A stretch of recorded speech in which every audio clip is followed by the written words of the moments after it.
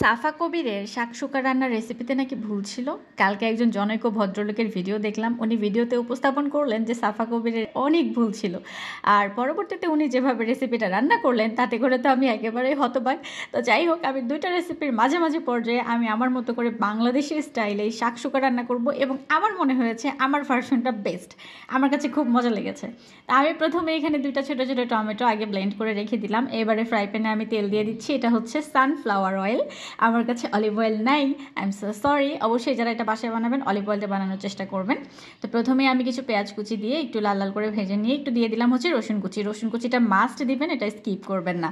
তো রসুনটা দেওয়ার পর একটু ভেজে নেওয়ার পরে আমি হচ্ছে এখানে একটা বড় টমেটো এরকম কিউব করে ছোটো ছোটো কিউব করে কেটে রেখেছিলাম, সেটাকে দিয়ে এটাকে ভেজে নিচ্ছি। মোটামুটি ভালোভাবে এটাকে একটু ভেজে নিতে হবে। টমেটো ভাজা হয়ে গেলে এবারে দিয়ে দিব ছোট ছোট করে কেটে রাখা আলু। এখানে একটা মিডিয়াম সাইজের আলুর আমি অর্ধেকটা ব্যবহার করছি। আলুটাকে দিয়েও একটু ভালোভাবে এটাকে ভেজে নিতে হবে। মোটামুটি পানিটা হালকা পাতলা যখন টেনে যাবে তখন হচ্ছে পরবর্তী প্রসেসে আমি চলে যাচ্ছি।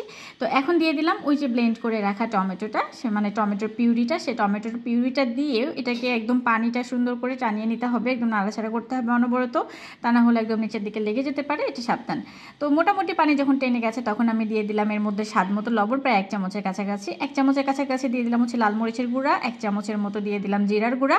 এখানে আমি ব্যবহার করলাম আর একটুখানি গোলমরিচের গুঁড়া। গোলমরিচের গুঁড়াটা ওই রেসিপিতে ছিল না, মানে জনৈক ভদ্রলোকের রেসিপিতে ছিল না, তারপর আমি দিয়েছি।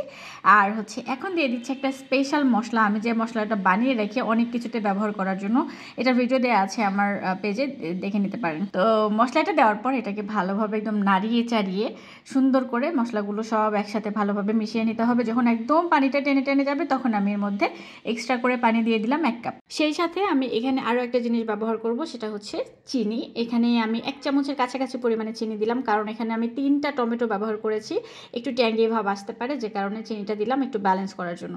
এবারে এটা সুন্দরভাবে যখন টকবক করে এরকম ফুটতে থাকবে তখন আমি দিয়ে দিব এর মধ্যে হচ্ছে ডিম। 3টা ডিম ব্যবহার করব আমি, আর এটার মেইন ইনগ্রেডিয়েন্ট হচ্ছে ডিম এই রেসিপির। তো ডিমটাকে দেওয়ার পর এবার আমি একটা স্লাইস চিজ নিয়ে নিয়েছি। স্লাইস চিজ একটাই দিব, আমি এর বেশি ব্যবহার করব না। আপনারা যদি চান বেশি চিজই খেতে চান আর একটু বেশি চিজ দিতে পারেন। তো এখানে স্লাইস চিজ বাদে অন্য কোনো চিজও ব্যবহার করা যাবে, যেমন মজরেলা চিজ, আরও অনেক চিজ আছে, যার যেটা পছন্দ সে সেটা ব্যবহার করতে পারেন। আমার হাতের কাছে এটাই ছিল তাই আমি এটাই ব্যবহার করলাম। আর উপর দিয়ে আমি একটুখানি পেঁয়াজ পাতা কুচি করে কেটে রেখেছিলাম, সেটাকে ছিটিয়ে দিয়ে এটাকে ঢেকে দিয়েছিলাম প্রায় 3-4 মিনিটের মতো। ঢাকনা খোলার পর এখন আমি এখানে উপর দিয়ে আর একটুখানি ধনে পাতা কুচি দিয়ে দিচ্ছি। দেওয়ার পর এখানে আর ঢাকনা ব্যবহার করব না। আর এখন এই পানিটা যখন মোটামুটি টেনে আসবে তখন কিন্তু এই যে আমাদের শাকসুকা রান্না রেডি হয়ে গেছে। দেখতেই পাচ্ছেন একদম পানি সুন্দরভাবে টেনে টেনে একদম গায়ের সাথে মাখা মাখা হয়ে গেছে।